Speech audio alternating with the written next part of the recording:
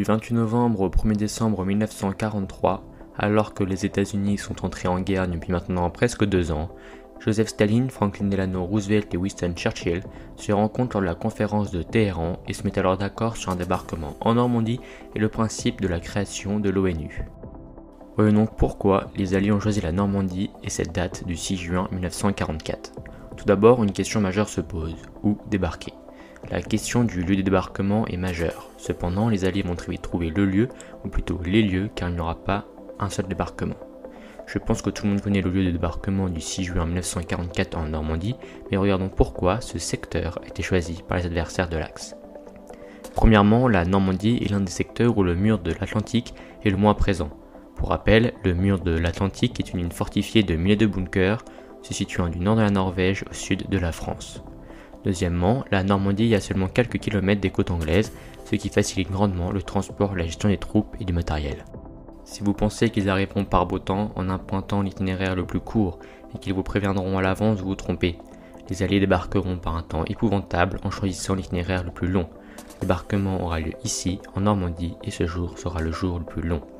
Troisièmement, malgré cette mise en garde de Erwin Rommel en avril 1944, les nazis restent persuadés que le débarquement aura lieu dans le Pas-de-Calais, ce qui permettra aux Alliés de créer un véritable effet de surprise. Une autre question se pose, quand débarquer ? La principale contrainte de la date du débarquement est le temps de production du matériel. Barges, avions, navires. Celui-ci fut donc programmé pour le 1er mai 1944, mais finalement reporté début juin pour laisser aux Alliés un mois supplémentaire dans la production des barges. Aussi, les Alliés ont besoin d'une pleine lune tardive pour permettre aux parachutistes et aux bombardiers de réaliser leur mission la même nuit. Or, c'est seulement du 5 au 7 juin que l'on peut apercevoir une pleine lune tardive pendant le mois de juin. Une autre question se pose, comment débarquer ? Car même si le mur de l'Atlantique est moins présent en Normandie, les Allemands protègent tout de même fortement les plages normandes. Donc comment réussir à débarquer ? Tout d'abord, même si cela peut paraître évident, la quantité de troupes débarquées et du matériel engagé est la clé de la réussite. Et les chiffres montrent bien cet engagement faramineux d'hommes et de matériel de la part des pays alliés. 156 177 soldats débarqués, 11 500 appareils et 6 939 navires. Mais il y a également d'autres éléments à prendre en compte pour la réussite comme l'avancée sur les plages des troupes, la coordination ou encore l'accomplissement des objectifs de chaque régiment, avec notamment les prises de villages. Maintenant que nous connaissons le contexte de la plus grande opération amphibie de notre histoire, intéressons-nous maintenant à cette journée du 6 juin 1944. Le 5 juin 1944, alors que des milliers de soldats stationnent en attendant enfin le grand jour, les ondes de Radio Londres annoncent le débarquement. Le D-Day est arrivé.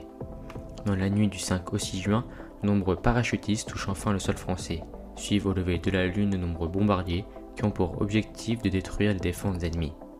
L'opération Neptune commence. Le 6 juin 1944, à 6h30, les premières divisions américaines débarquent simultanément sur Utah Beach et Omaha Beach. À 7h30, ce sont les Britanniques et les 177 Français du commandant Kiefer qui se lancent sur Gold Beach et Sword Beach. 15 minutes plus tard, à 7h45, ce sont les Canadiens qui débarquent sur Juno Beach. Dans le secteur franco-anglais et canadien, le déroulement de l'assaut est bon. Les différents chars qui doivent préparer au mieux les plages, avec notamment le déminage, pour l'infanterie ont réussi leur mission. Tout se passe donc relativement bien, mais il y a tout de même de nombreux blessés et morts. Mais tout ne va pas se passer comme prévu. Dans le secteur américain, sur les plages de Omaha Beach et Utah Beach, les plages sont déviées par le courant.